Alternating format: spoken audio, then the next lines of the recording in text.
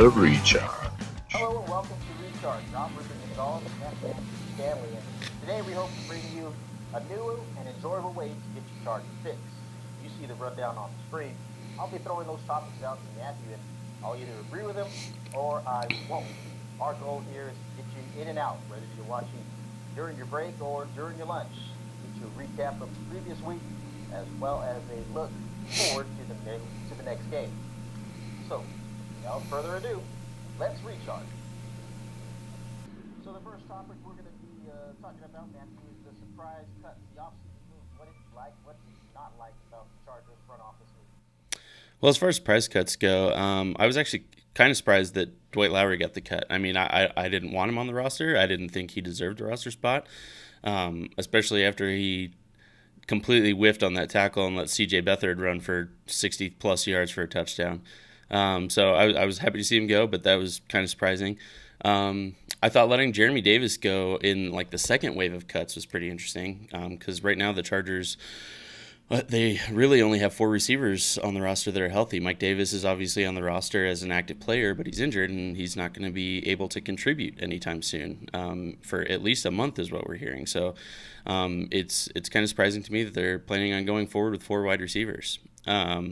I also thought the biggest surprise really was Josh Lambo getting cut and Younghoe Koo winning the kicking competition because the Chargers didn't really have an opportunity to kick a lot of field goals in the preseason, and so there wasn't really a competition in the games that you could see.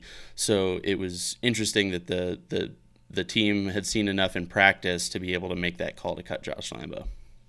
Yeah, that was pretty interesting. Another name that's really released, got brought back, Craig Major. A lot of people interested in if he's going to be playing for our team or not. So he was another one of those roster moves that a lot of people were talking about as well. Let's get right into the players that are currently on the roster and the ones that are going to be making a difference, hopefully this year. And so we'll start off with the leader of the team, Philip Rivers. Does he have a chance with hopefully a healthy team, a new offensive line? Does he have a chance to be an MVP contender this year? To me, I don't think he really stands a chance to be MVP because to me, and the way things usually go, the team is pretty much going to have to make the playoffs for him to be considered a legitimate MVP candidate. And I honestly don't know if I see them making the jump all the way to the playoffs this year. I do think he might stand a chance in the Offensive Player of the Year candidacy because he is. I have a strong feeling he's going to put up really good numbers. I don't know if the team is going to do their part in helping get him to an MVP candidacy. Yeah, you're absolutely right. Offensive MVP, I could see that happening. They would have to make the playoffs to kind of garner that extra recognition. So, yeah, I agree with you on that one. So we have a new coach, Coach Anthony Lynn. He's bringing in a new attitude. I don't think you're ever going to say that you don't like this guy. So we're in agreement that he's exactly what the Chargers need. Yep, I completely agree with that. I like every day. It seems like every day something new comes out that I like about Anthony Lynn. The other day he had a quote about potential. One of the press corps asked him, "So what do you think is the potential of this team?" And he responded by saying, "Potential will get you fired in this league. Potential will get you cut." And that's exactly right. You can be the best team on paper all year, but it doesn't matter until you produce on the field.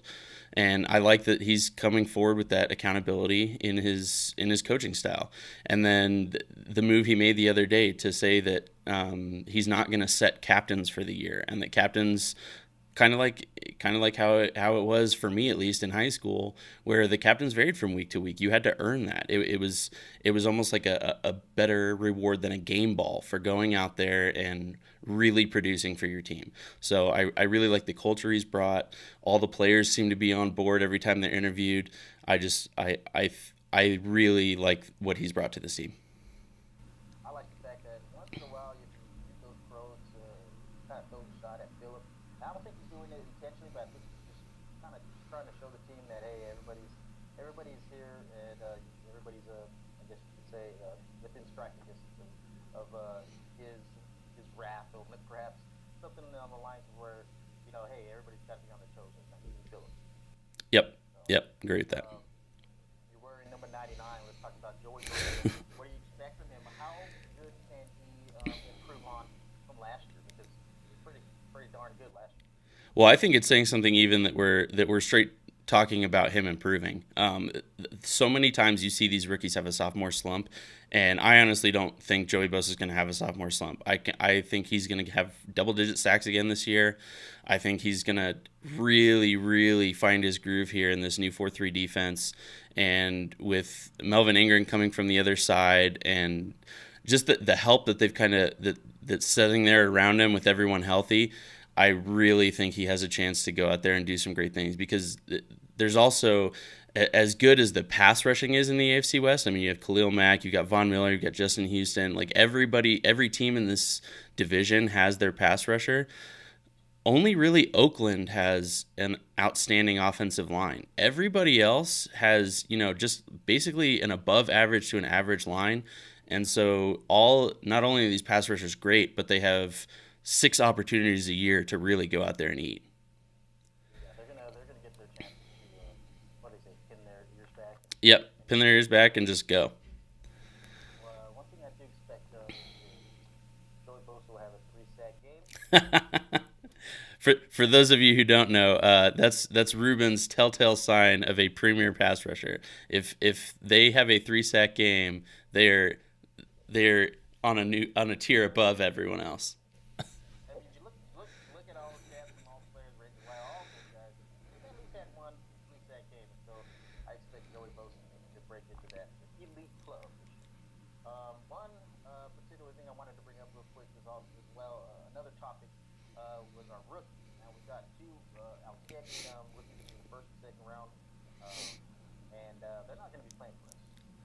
Yeah, so obviously Forrest Lamp, he's done for the year, and that was, to me especially, that was really disappointing. Forrest Lamp was my favorite pick in this draft, and I think he really, really would have helped on that offensive line. I mean, Kenny Wiggins did step up in the preseason, and he earned that roster spot based on what happened in the games during the preseason. But I don't even think that would have been a conversation if Forrest Lamp was healthy. That would have been Forrest Lamp starting at right guard. So that's obviously disappointing because we won't see him until next season. As far as Mike Williams, they decided to keep him on the active roster. They thought he was healthy enough not to put him on the PUP, which would have kept him out for at least 6 games. They're thinking he's going to come back earlier than that. Now, I don't know if the payoff is worth that wasted roster spot because they're saying it's going to be at least 4 weeks before he sees the field, which sounds about right because last time we heard he's running and catching balls, but he's not running routes at full speed yet. So he hasn't had contact since his last Clemson game, and he hasn't really played with Phillip Rivers at all. So it's going to take a little bit to spin that up and get that going. So even if he gets in week 4, he's going to be in for a couple. He's probably going to be limited in that week 4 game. He's not going to get a ton of snaps, and it's going to be rust. Like they're going to have some very simple packages for him, and the timing might not be there with Rivers and himself. And then week 5 so by the time he would have come back from the PUP, he'll kind of just be maybe hitting his groove. So I don't know if it was worth carrying really only 4 healthy wide receivers until then. Well, maybe they're going to go with a lot of 2 tight end sets with Jason. Yep. I wanted them to do that a lot last year. I think somebody had pulled up the stat that maybe it was less than 20 times around the field time last year. So maybe Anthony Lynn has figured it out using some analytics. Yeah. One quick thing about Mike Will. Let's consider this year a wash. He's not going to be probably as productive as maybe he would have been if he had a full training camp. But come next year, whose spot is he going to fulfill? Is he going to take Keenan Allen's spot, or is it going to be Tyrell Williams? Because they brought Mike Williams in here to be a starter. They did bring him in to be a starter, and I think the natural thing there is for him to take over Tyrell Williams' spot. As much as I love Tyrell, and wish and hope that they can find a way to keep both of them and keep everybody integrated in the offense, Tyrell's kind of the odd man out. I mean, Mike Williams does more of what Tyrell does than what he does than how is similar to Keenan Allen. Um, and so I just Well, the argument could be made. Keenan healthy, and so the contract's coming up. this is obviously, yeah, this is obviously a big year for Keenan. He definitely needs to be available for double digit games at least, hopefully all 16. Um, so yeah, I just think that the team is invested in Keenan at this point, and depending on how Tyrell does this year, I think he's probably the easier cut for Mike Williams, but hopefully they can find a way to keep both of them and keep everybody integrated in the offense. Yeah, absolutely. One last one. Melvin Gordon, top three back at team. I could see it. Anthony Lynn is obviously a run heavy coach. He loves the run game. That's what he does. And Melvin showed a lot last year to give a lot of confidence in him, and he's carried that into the preseason. One of the big things from last year was his vision and patience weren't outstanding, and I saw him many times this year where he was letting his blocks develop in front of him, but he kept his feet moving. The problem that he's had the past couple of seasons is while he's waiting for those blocks to develop in front of him, he stops his feet. And this year, he's staying on the balls of his feet. He's keeping his feet moving, and he's making really good moves in the open field. 2 weeks in a row, he dropped corners one-on-one in the open field. He dropped Richard Sherman to the ground, and then the next week, I forgot exactly who it was, but he dropped somebody else to the ground the very next week in one-on-one situations. And you can really tell he's made an improvement in basically every aspect of his game. And so I'm really excited to see what he can do this year, especially with a bit of a retooled offensive line in front of him. Yeah, got that juice button working extremely Yep. well too. Well, I don't remember him having that juice button. Yeah. It's good. Um, let's talk about some things not exactly player related, but let's talk about some stuff. You interested? Is it something that you may within the next 3 years maybe try to catch? Because I know you can come out there you can Yeah. come out to San Diego and catch a game, but Yeah, so for anyone who doesn't know, I'm in Denver, but I find I'm pretty curious about the Stuff Hub. We've had a couple guys from the staff go down there, and everybody said they were pleasantly surprised with the atmosphere and the feel of the stadium. It is small. It is really small. That they kept mentioning how shockingly small it was, but they said once the game started, there really isn't a bad seat in the house, like the team kept saying, and you're so close to the action that it was. They said it was a much different feel than Qualcomm, and so yeah, I'd definitely be interested in going to a game in the next couple of years before they move up to the big stadium. so how will the LA fan base? Is it going to grow? Do they actually have a chance even this fight for LA? So to me, I think they do because to me, LA loves winners, and I think the Chargers are in a better spot to be winners sooner than the Rams. Yes, the Rams got there ahead of the Chargers and have had a little more time there, but they haven't done a lot on the fields in their time there. And I think the Chargers have a chance to come in and be more exciting right away and win more games sooner than the Rams, to to pique that interest, to get people coming to the games, to get people excited about having another team in the area that can go win and be fun to watch. So I think they stand a chance, but it's definitely going to be a long-term thing. They're not going to, even if they, go to the playoffs this year and have a 10-win season, they're not going to be, having lines of Chargers fans walking down the street in LA, even next year. It's going to take a couple years. And then the Rams, for some reason, they went to the blue and white helmet. Kind of stole, I don't know. They should have went to their old blue and yellow. Perhaps it looks a little bit more exciting. Oh, yeah, that's the Rams. Yeah. Let's get into some predictions here as we wrap this up. Season predictions. What do you have them going? You kind of mentioned maybe 9 wins already. So I tentatively have the Chargers at 8-8 right now. There's a couple games I could see going either way. So I was looking at this, and I think they'll start the season off with a win tomorrow.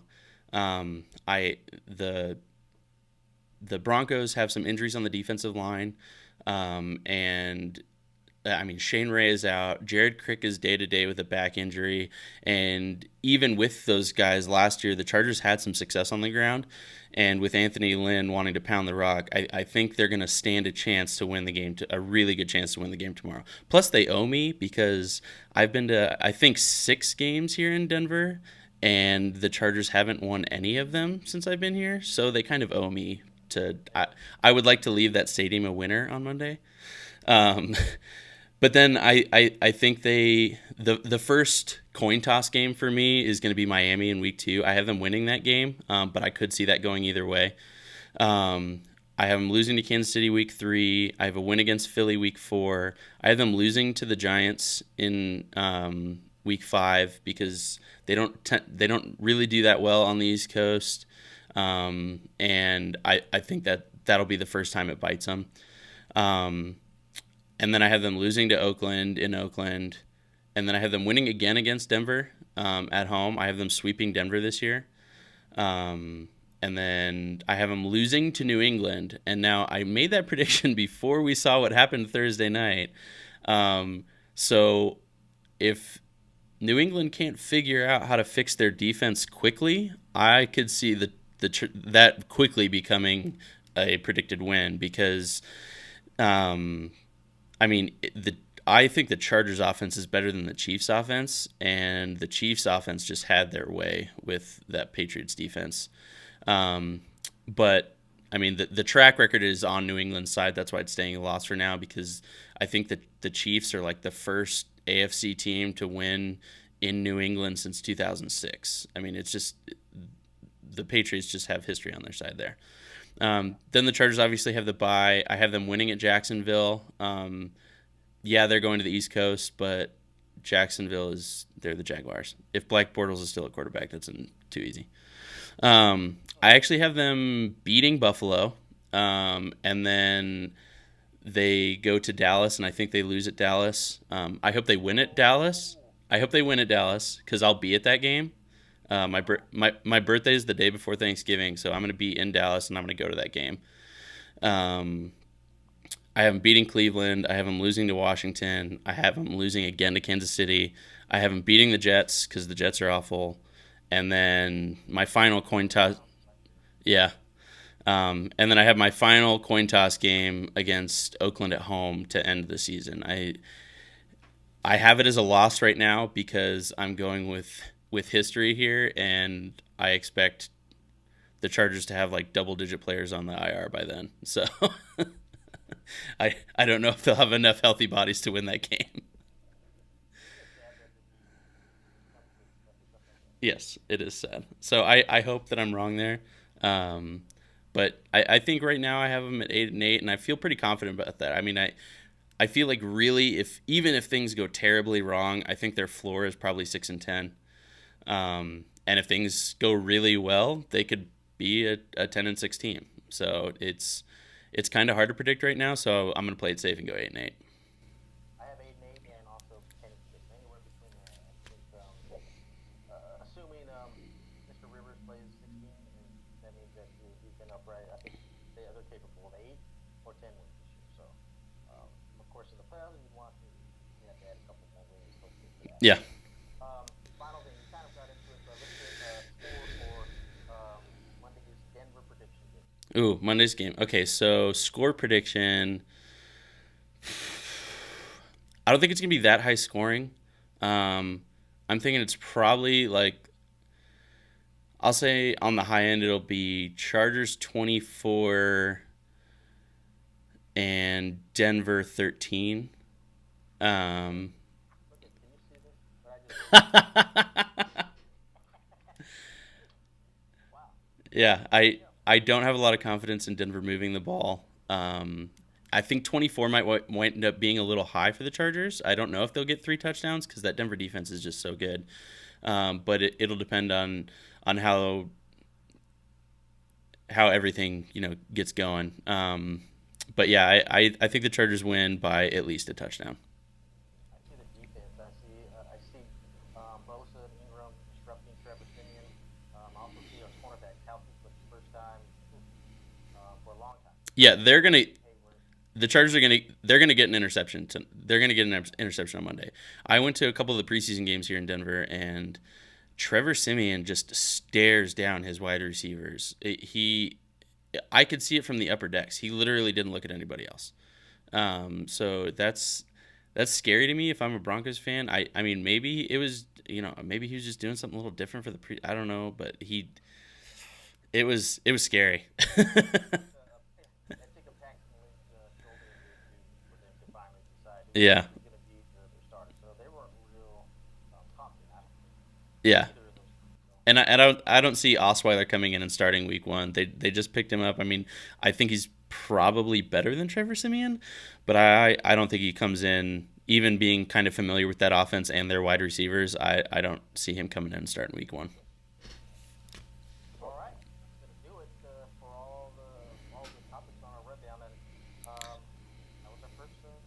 How did it feel? Cool. Yeah, it was good. I hope we can keep this up and keep coming to you guys with these little quick hitters that you guys can watch maybe on your lunch break or whatever. But just something quick and a new way to bring you guys content. Cool. All right, guys, thanks for watching. So we'll get another one out next week, and we'll recap the Denver game and look forward to Miami. Talk to you guys later.